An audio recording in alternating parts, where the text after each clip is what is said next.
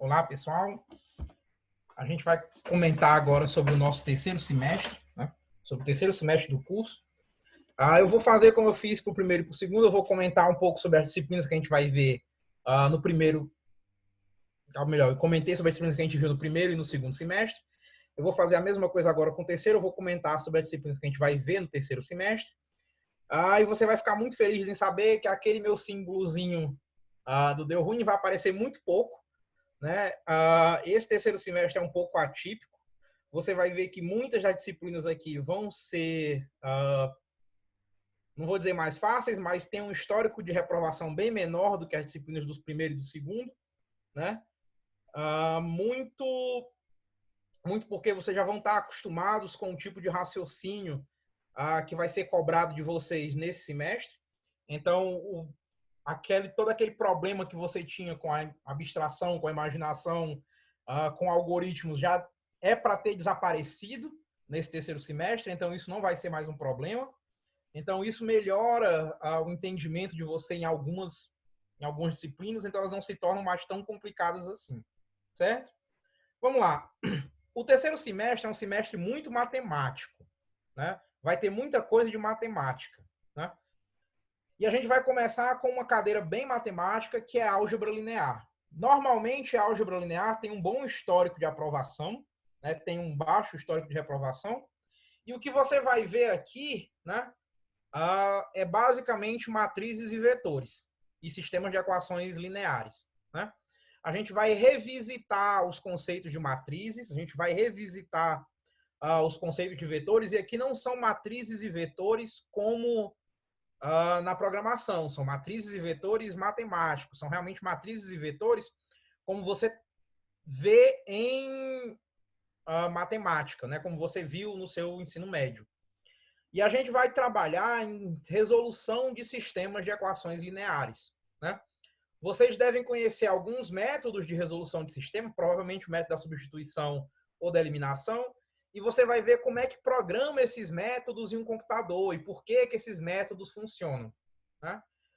Sobre alguns tópicos mais avançados, a gente vai ver dependência e independência linear, né? A gente vai ver características de o que são vetores dependentes, o que são vetores linearmente dependentes e linearmente dependentes, o que são transformações lineares, autovalores e autovetores, né?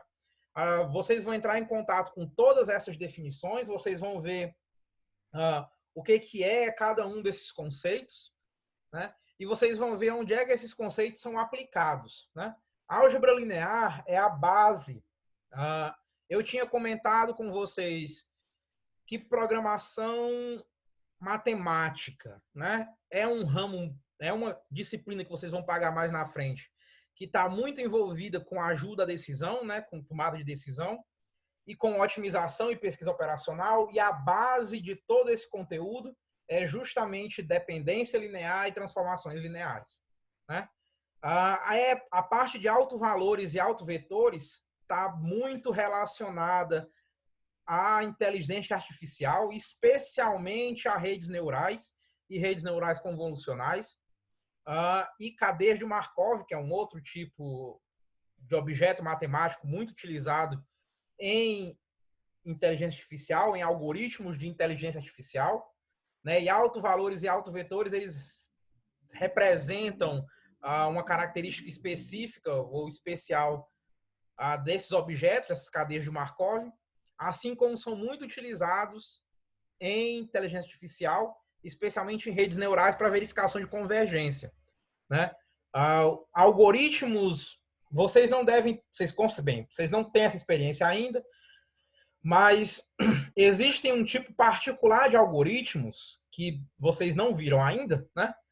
Que são algoritmos que a gente chama de algoritmos de convergência. O que é isso? Normalmente, os algoritmos que vocês estão programando agora são algoritmos determinísticos, são algoritmos que você consegue me dizer quando termina, né? Você tem um para ou um enquanto que faz uma coisa um certo número de vezes e você sabe exatamente quantas vezes o seu algoritmo está executando, quantas vezes você está fazendo aquilo. Algoritmos de convergência, eles fazem uma operação e o critério de parada deles é normalmente alguma coisa que depende da operação que você fez. Ou seja, é alguma coisa como continue fazendo a operação até que não seja mais possível. E aí, para o seu algoritmo terminar, você tem que chegar em algum momento em que você não pode mais performar essa sua operação. Quando você chega nesse momento que você não pode mais performar a sua operação, a gente diz que o algoritmo convergiu, né? E aí, bem, não é tão fácil para a maioria das operações você mostrar que o seu algoritmo realmente converge, ou seja, ele chega em um ponto em que você não pode mais operar. E em redes neurais, uma maneira de fazer isso são autovalores e autovetores. Então, a álgebra linear vai ser muito importante. Se você quiser seguir tanto na parte de inteligência artificial, como aprendizado de máquina, muitos dos algoritmos de aprendizado de máquina usam autovalores e autovetores e transformações lineares. Então, se você quiser seguir por esse ramo, se você quiser continuar, ou você quiser fazer pesquisa nisso, você vai precisar aprender bem a álgebra linear, né? E como eu disse antes, matrizes e vetores e sistemas lineares vai ser muito utilizado em computação gráfica, né? Manipulações no espaço são vetores, bem, pontos no espaço são vetores, e em computação gráfica tudo são pontos no espaço. Matrizes representam transformações lineares sobre esses pontos. Transformações essas que podem rotacionar ou deslocar um objeto. Então, tudo que você faz de desenho na sua tela, na verdade, são vetores que são multiplicados por matrizes para se moverem para a direita e esquerda ou para serem rotacionados, né? Então, a álgebra linear é uma disciplina fundamental para o decorrer do curso, para o restante do curso. Uma outra disciplina que também tem um bom histórico de aprovação é probabilidade estatística, né? Vamos lá, o que a gente vai ver em probabilidade estatística? Na verdade, tem uma parte inicial que é quase uma extensão de matemática discreta, que é uma parte de análise combinatória. E aí vocês vão ver como faz alguns tipos de contagem, né? Há alguns tipos de contagem um pouco mais complicados, mas a principal parte, o foco da disciplina vai ser estatística, no sentido de vocês vão ver o que são variáveis aleatórias, o que é a amostragem, o que são análise de variância. Por que é importante, ou melhor, para que é importante saber essas coisas, né? Probabilidade e teoremas básicos de probabilidade combinatória é importante de uma maneira geral para quem trabalha com computação, né?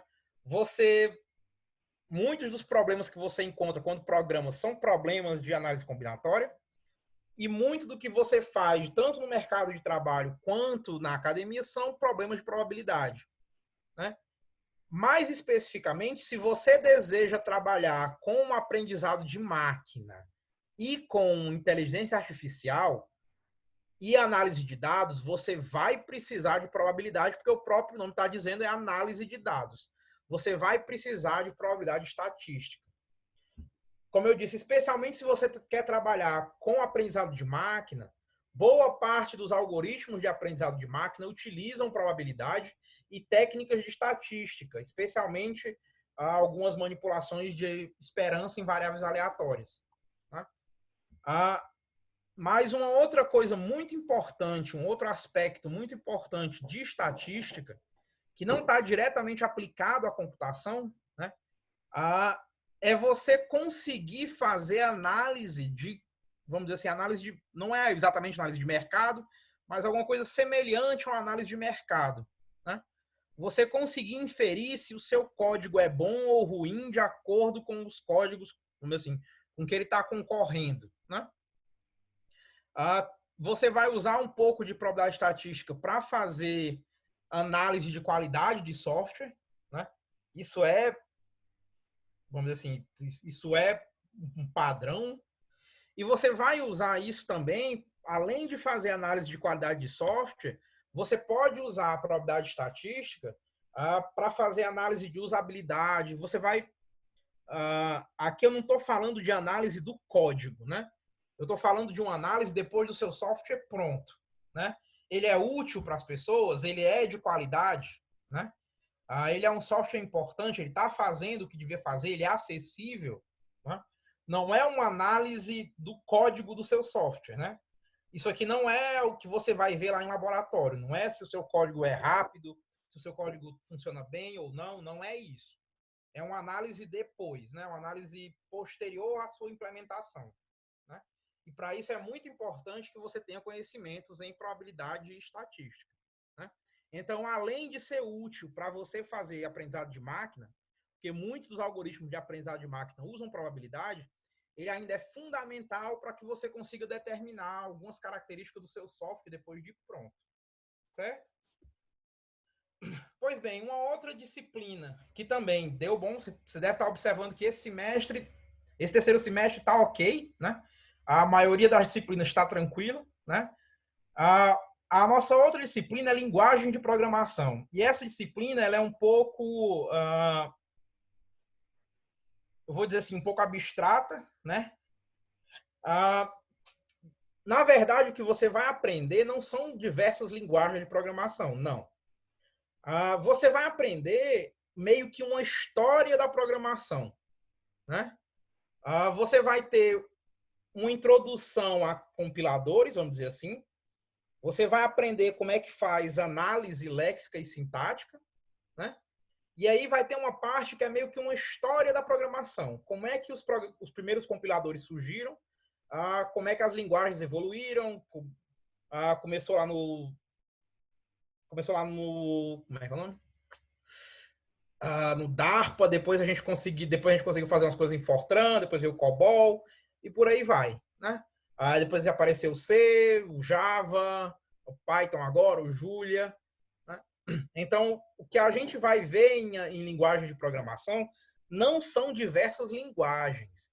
É mais uma classificação para as linguagens, né?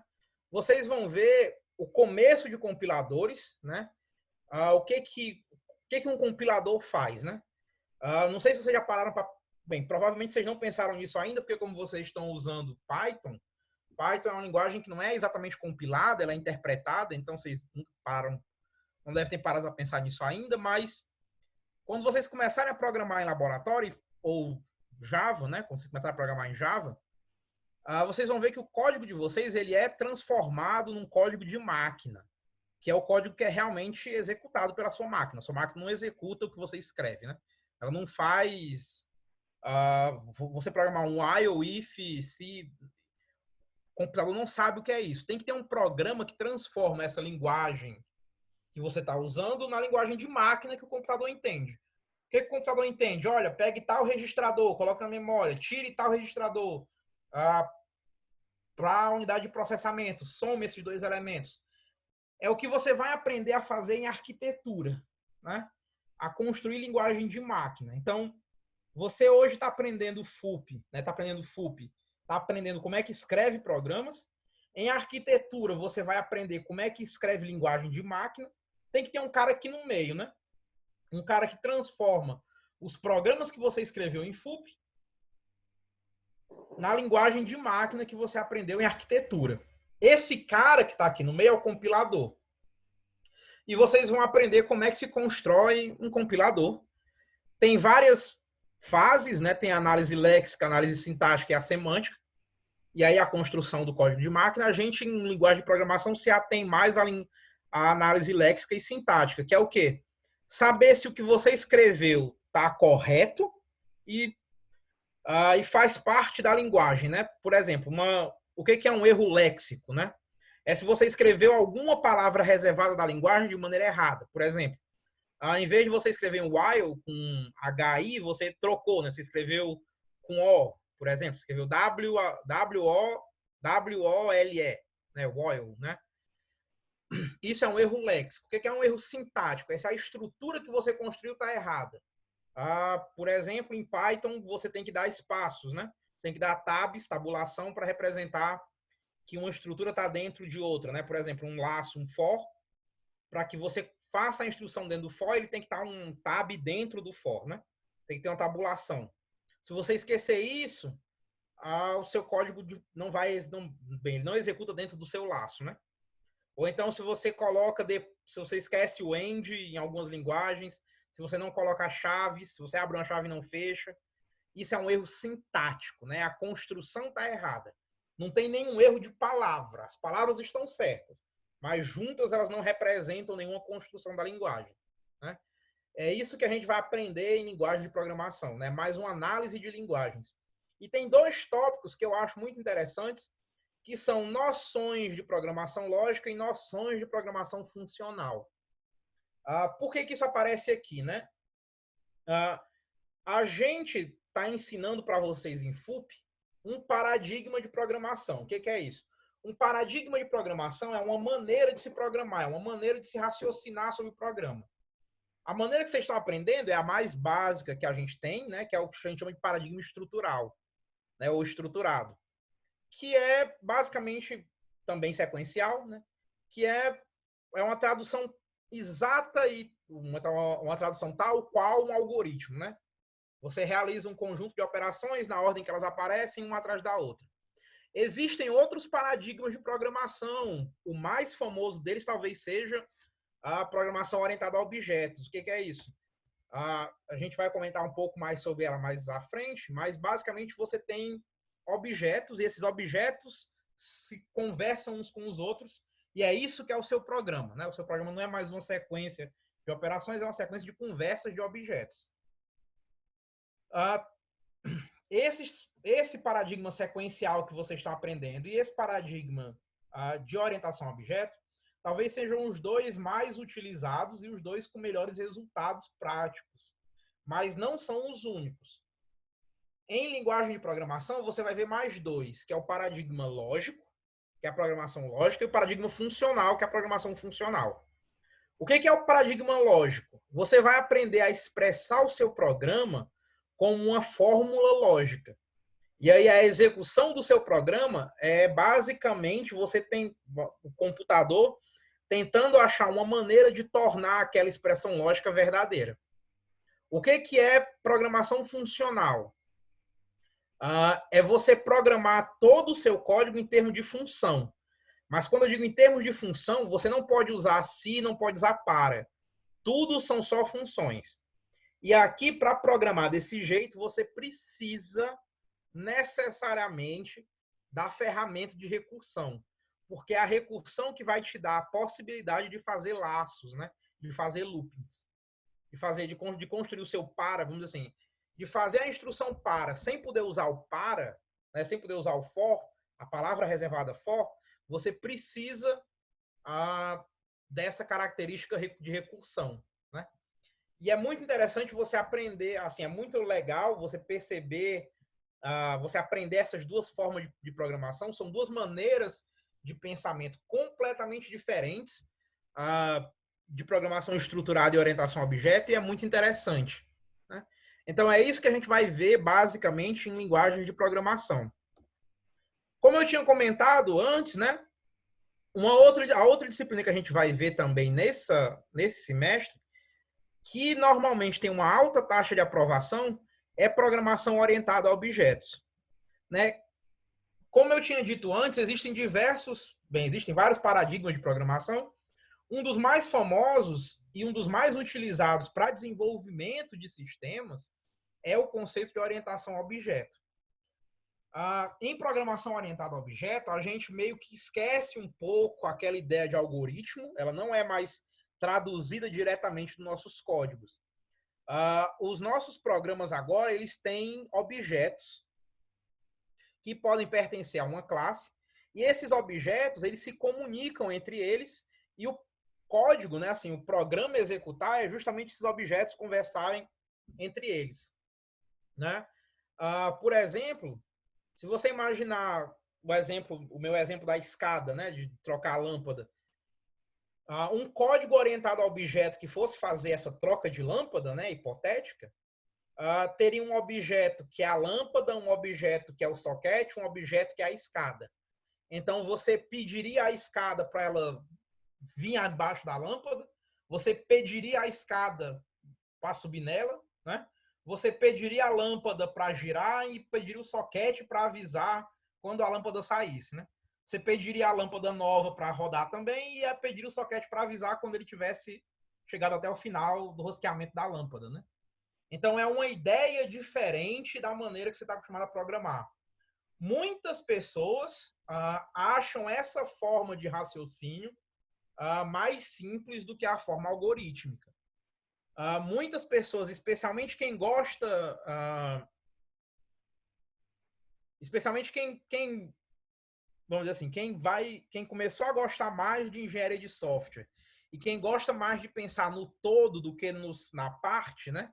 Quem gosta de imaginar todo um sistema, como é que esse sistema funciona, vai preferir, ou normalmente prefere, essa visão de orientação a objeto do que a visão normal de algoritmo de sequência de passos. Né?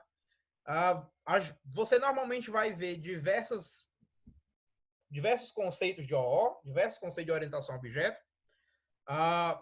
Um deles é o polimorfismo, que significa que você pode repetir uma mesma função para diversos objetos e elas vai se comportar de maneira diferente.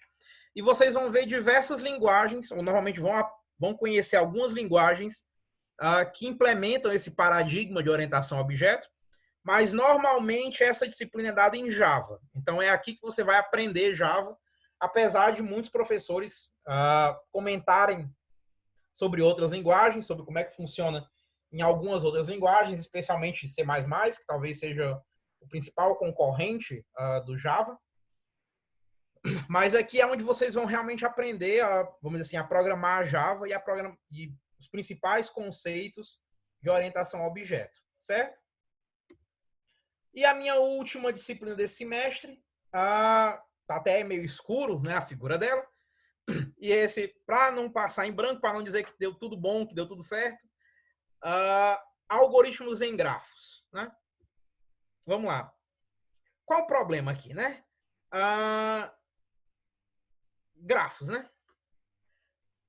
O que é um grafo? Grafo é uma representação matemática, né, de um conjunto de elementos que possuem uma relação, né?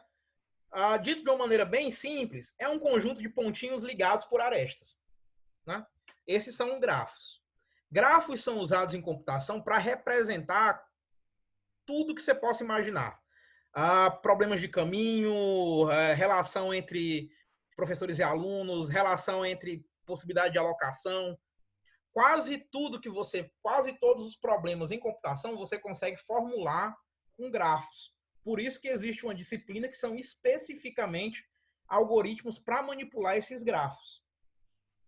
Mas, como objetos matemáticos, grafos têm diversas propriedades matemáticas.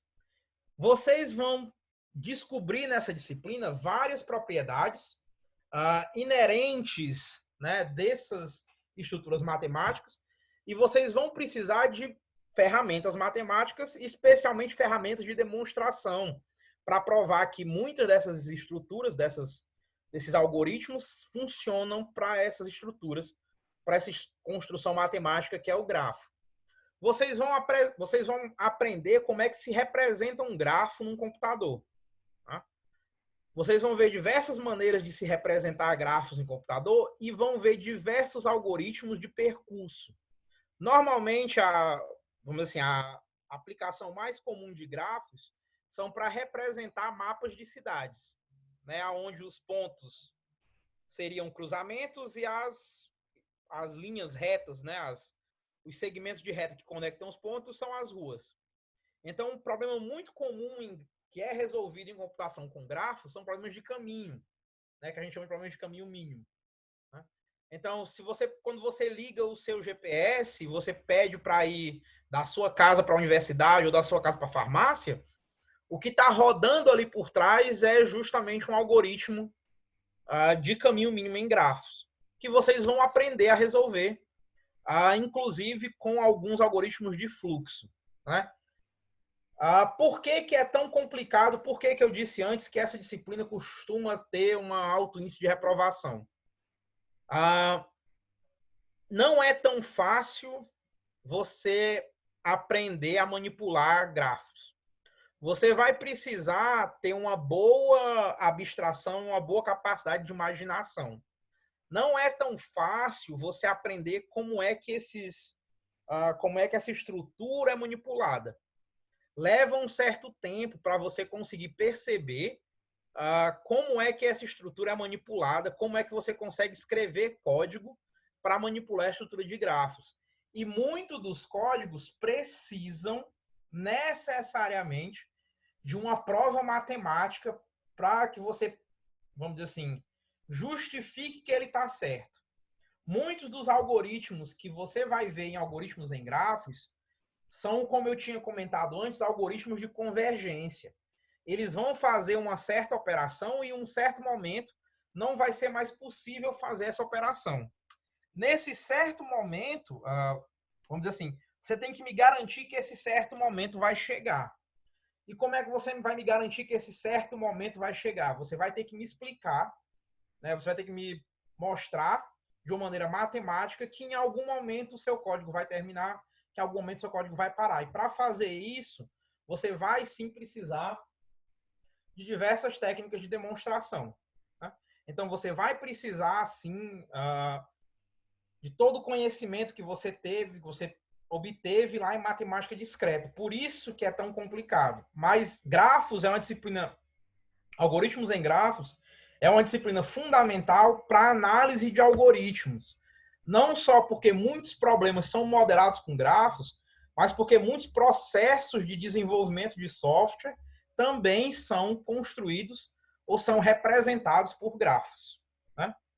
Mas como da mesma maneira que FUP, né, é uma nova linguagem, aqui também é uma nova linguagem. Né? Vamos dizer, é como se aqui fosse FUP para grafos. Né? Então, leva um tempo para você se acostumar com essa nova maneira de pensar. Como deve ter levado um tempo, como está levando um tempo em FUP, para você se acostumar com a ideia de construção de um algoritmo. Aqui é a mesma coisa, só que você vai construir algoritmos que vão manipular uma nova estrutura. Certo?